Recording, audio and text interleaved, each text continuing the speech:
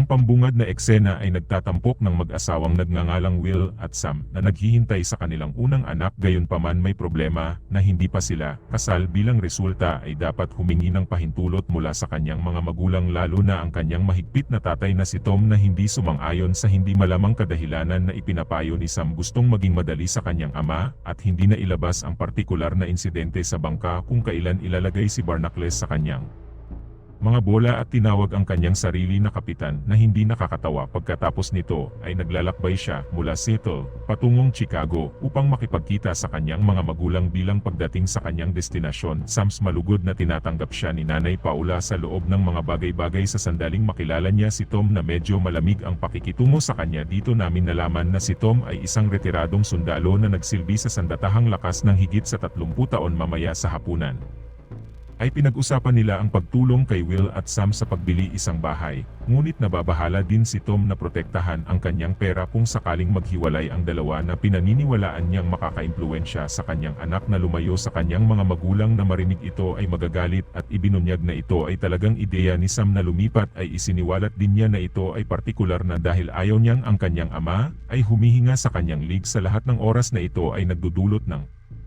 pagtatalo sa pagitan ng dalawa, at bilang isang resulta, ay aalis nang hindi binabanggit ang tungkol sa pagbubuntis o kasal sa susunod na araw na tinawag siya ni Sam bago ang kanyang paglipad pabalik. Mukhang alam niya ang nangyari noong nakaraang gabi at nagpa siyang kausapin siya. Nang makarating siya sa airport, sa gitna ng kanilang pag-uusap ay may kakaibang tunog na nagmumula sa background ni Sam. Dahilan para matakot siya, sinabi niya na may mali, ngunit bago sila maaaring pag-usapan pa ang linya na namatay ay paulit-ulit na susubukang tumawag muli at mag-iiwan din ng voice message, ngunit hindi niya ito maabot. Pagkatapos ay nagmamadali siyang pumunta sa airport upang sumakay sa kanyang flight papuntang Seattle para lamang matuklasan na ang lahat ng flight ay kinansela. May TV ulat ng balita na tumatalakay sa mga paunang ulat sa isang seismic event sa kanlurang baybayin ng US na naputol ang kuryente at hindi maintindihan ng telekomunikasyon ang sitwasyon.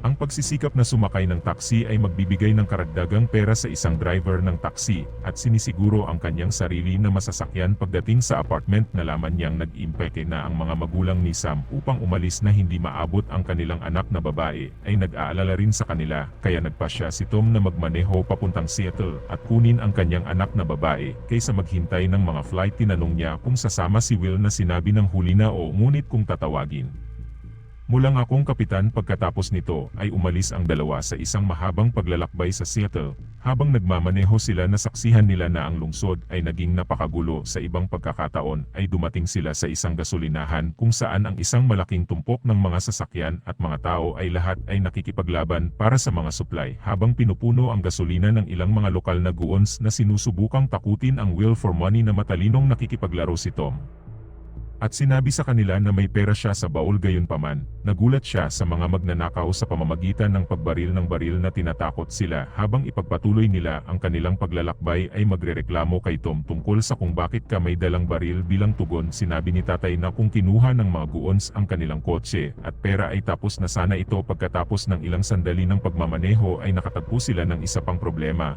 Ang army ay isinara sa interstate para sa mga kadahilanang pangkaligtasan, ngunit nang tawagin ang kanyang naunang serbisyo bilang isang Marine officer at ipaliwanag ang sitwasyon, ay pinamamahalaan ni Tom na hikayatin sila na hayaan kanyang sasakyan sa pamamagitan ng pagsunod dito. Ang dalawang drive walang tigil sa buong araw. Habang dumilim ay hinila sila ng isang sasakyan ng pulis, subalit lumalabas na ang driver ay hindi isang pulis kundi isang sibilyan na may baril. Ang lalaki ay nagpaputok ng baril. Pag-udyok kay Will at Tom na pumasok sa loob ng kanilang sasakyan at mabilis na umalis. Pagkatapos ng maikling habulan, nagtagumpay ang dalawa na makatakas saglit gamit ang isa pang abandonadong sasakyan para harangin ang dinadaanan ng lokong lalaki. Pagkatapos ay lumabas sila sa highway at dumaan sa makipot na daan nang biglang may ilang mga usa na pumasok sa kanilang landas na naging sanhi sila ay lumihis at bumagsak dahil syempre ginawa nila. Dahil dito nahuli muli sila ng humahabol. Hindi nila alam na nakikipag-usap sila sa lalaking usa habang hawak ng lalaki ang kalooban at tinutukan ng baril. Si Tom ay namamahala sa pag-atake sa kanya mula sa likod at itumba siya dahil sa kaguluhan. Tom's ribs to get fractures. In the aftermath of this event, they use the police vehicle and tow their damaged car to a near reservation. There they meet a woman mechanic named Ricky who agrees to repair their car, but not a higher price. In the midst of this, they saksihan ang isang karaniwang tanawin ng isang kawan ng mga ibon na lumilipad sa isang kakaibang pormasyon. Pagkatapos ng pagkukumpuni, nag-aalala si Tom na baka masira muli ang kanilang sasakyan sa pagkaalam na gustong pumunta ni Ricky sa California ay hiniling niya sa kanya na samahan sila sa kanilang paglalakbay. Ang babaeng nag-aayos sa una ay nag-aalangan, ngunit siya sa huli ay sumang-ayon nang mag-alok si Tom sa kanya ng malaking halaga na $2,000.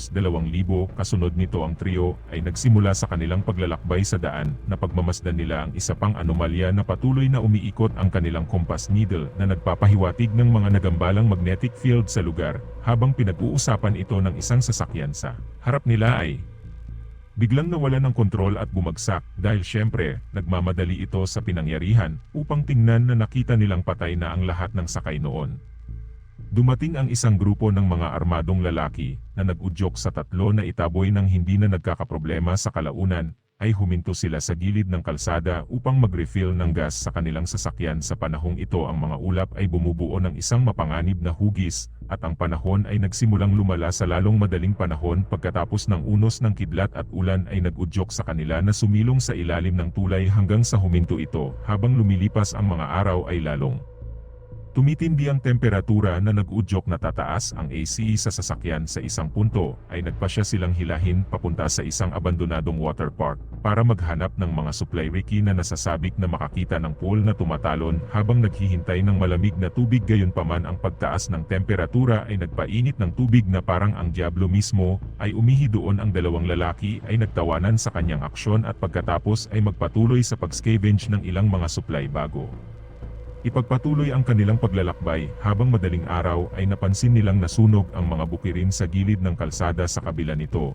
ay patuloy silang nagmaneho pasulong sa lalong madaling panahon matapos silang pigilan ng isang babae na humihingi ng tulong na nagsasabing siya flat ang gulong. Ang tatlo sa isang mapagbigay na kilos ay lumabas sa kanilang sasakyan upang tulungan siya, ngunit laking gulat nila, ngunit hindi sa akin ito ay naging isang bitag habang pinaliligiran sila ng isang grupo ng mga armadong lalaki na hawak nila ang tatlo at tinutukan ng baril at magnakaw ng lahat ng kanilang mga reserbang gasolina. Ay hihilingin sa kanila na iwanan ang mga ito ng isang lata ng gas, ngunit ang kanyang pakiusap ay bingi ang mga tainga nila. Ninakawan ang lahat at iniiwan silang mamatay sa gitna ng kalsada. Alam na sila ay tiyak na mapapahamak na walang gasolina. Ang tatlo ay nagpasya na magbigay hinabol nila at bawiin ang kanilang mga gamit. Pagkatapos ng matinding habulan, kalaunan ay naabutan nila ang mga magnanakaw na pinaputok ni Ricky ang mga gulong dahilan para mabaligtad at bumangga ang kanilang sasakyan sa nakapaligid na apoy. Ang mga bumagsak na sasakyan ay tumutulo ang tangke ng gasolina. Halos wala na silang sapat na oras upang maibalik ang kanilang gasolina.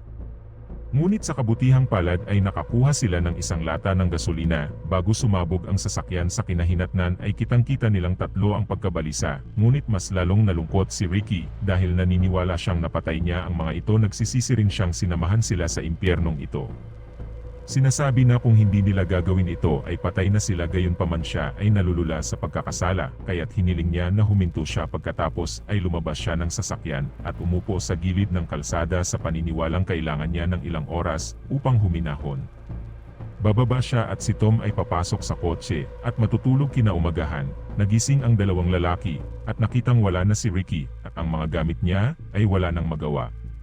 Nabali ang mga buto-buto. Pagkaraan ng ilang sandali ng pagmamaneho ay narating nila ang isang pagkawasak ng tren kung saan sila huminto.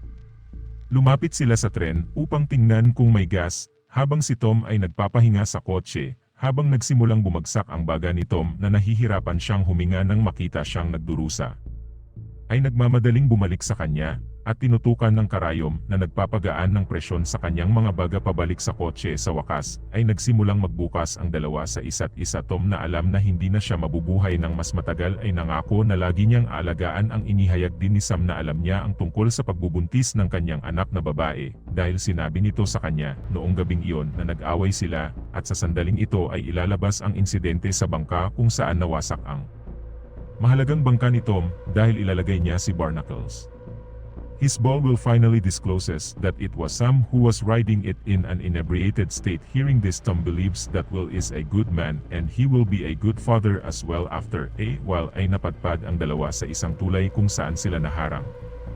Susubukan ng isang gang ng mga armadong lalaki na nakamotorsiklo na ipaliwanag ang sitwasyon sa kanila, ngunit naramdaman niya na hindi nila sila pababayaan. Sa isang mabilis na pagkilos na pinabaliktad niya ang kots. Habang sinusundan sila ng mga motorsiklo, kumuha si Tom ng pistol at pinasabog ang isang inabandonang truck. Pinahihintulutan silang makatakas sa gang, ngunit sa kalunos-lunos na si Tom ay sumuko sa kanyang mga sugat sa proseso. Bagaman malungkot ay magpapatuloy sa pagmamaneho hanggang sa masira ang sasakyan na ayaw iwanang mabulok ang katawan ni Tom. Ay bubuhusan ng gasolina ang buong sasakyan at sinunog ito. Pagkatapos ay ipinagpatuloy niya ang iba ng kanyang paglalakbay sa paglalakad. Ikalimang araw na ng paglalakbay ay naglalakad si Will sa isang tiwangwang na kalsada. Nang mapansin niyang may paparating na jeep mula sa likuran ay sumenya siya ng elevator at huminto ang sasakyan. Isang lalaki ang lumabas ng sasakyan at mga degree para tulungan siya dahil siya nasa loob ng jeep. Ang kanyang asawa at isang maliit na anak na babae na hiniling ng lalaki na ibigay ang kanyang baril. Pagkatapos nito ay magdadala sa kanila sa walang laman na bahay ng kanyang nawalay na ama sa Idaho, kung saan silang lahat ay nagpapahinga dito at magkakaroon ng deal. Kasama nila ay kinuha niya ang kanilang sasakyan kapalit ng pananatili nila sa bahay ng kanyang ama. Sa loob ng 3 linggong pumayag ang lalaki sa kasunduan at bilang resulta ay babalik siya sa kanyang tila never-ending journey. Habang papalapit siya sa Seattle ay nakita niyang halos ganap na ang lungsod. Nawasak ang misteryo ay lumalapot habang umaabot sa 30 mi sa labas ng bayan, kung saan napansin niya ang mga patay na biktima na nakabaon sa kanilang mga sasakyan sa ilalim ng makapal na patong ng abo. Sa pagpasok sa lungsod, ang kapaligiran ay lalong nasalanta ng mga labi at mga katawan na nagkalat, kung saan siya sa wakas ay nakarating lamang sa apartment ni Sam. Matuklasan na ang buong kalahati ng gusali ay nawala at pagkatapos ay nakakita siya ng isang tala na may nakasulat na halika. Hanapin mo ako, at may isang address din ng walang pagkaantala na nagmamaneho siya patungo sa tinukoy na lokasyon gamit ang isang papel na mapa. Kung si Will ay 30 o mas bata at wala Google Map MS, mabubusog na siya. Makalipas ang ilang sandali, ay dumating si Will sa isang cabin kung saan sinalubong siya ng isang lalaki na nagpaputok sa kanya. Siya ay dating kapitbahay mula sa kanilang apartment building na nagngangalang Jeremiah. Pagkatapos ay tumakbo si Sam palabas ng cabin at ang mag-asawa sa wakas ay nagkaroon ng emosyonal na muling pagkikitang. Si Jeremiah na nananatili kay Sam at tinutulungan siya ay tila nagkakaroon ng damdamin para sa kanya, kaya naman medyo nagsiselos siya. Mamaya ng gabing iyon ay gigisingin si Will ng isang lindol. Lumabas siya para makita ang Northern Lights sa langit na kanilang ginagawa. Parang alam mo na napapansin niya rin sina Sam at Jeremiah na tumatambay sa isang campfire habang sinasamahan sila ni Jeremiah. Nagsimulang magkwento si Jeremiah tungkol sa kung ano ang sanhi ng lahat ng mga pangyayaring ito. Detalyadong pag-atake ayon sa kanya, isang bombang gawa ng tao ang ibinagsak sa baybayin at naging sanhi ng fallout. Gayunpaman ay ganap na hindi sumasang-ayon sa kanyang teorya. Batay sa kung ano ang nasaksihan niya doon sa kalsada, kinaumagahan ay nakita niya si Jeremiah na sinisiyasat ang kanyang jeep. Nang harapin niya ang lalaki, dinala siya ng hagdan sa kakahuyan at sinubukang patayin. Sinabi ni Jeremiah na gusto niyang maging kanya na lang si Sam, subalit bago niya mahawakan ang gatilyo ay babarilin siya pababa sa pagtatanggol sa sarili pagkatapos ng pagsabog ng bulkan na nagdulot ng napakalaking pagsabog ng apoy at shockwaves na lumilikha ng pyroclastic flow na nakikita nitong nagmamadaling dadalhin si Sam at ang dalawa ay bibilis papalayo sa lahat ng lumulubog na cloud na halos hindi na mauna. Dito sa huli ay nagawa nilang lampasan ito nang humina ang pelikula. Habang nagtatapos, habang patungo sila sa hilaga na umaasang makahanap ng ligtas na lugar. Mag-subscribe para sa higit pang mga video tulad nito, i-on ang abiso at mag-iwan ng like para makatulong sa aming channel. Hanggang sa muli, salamat sa panonood.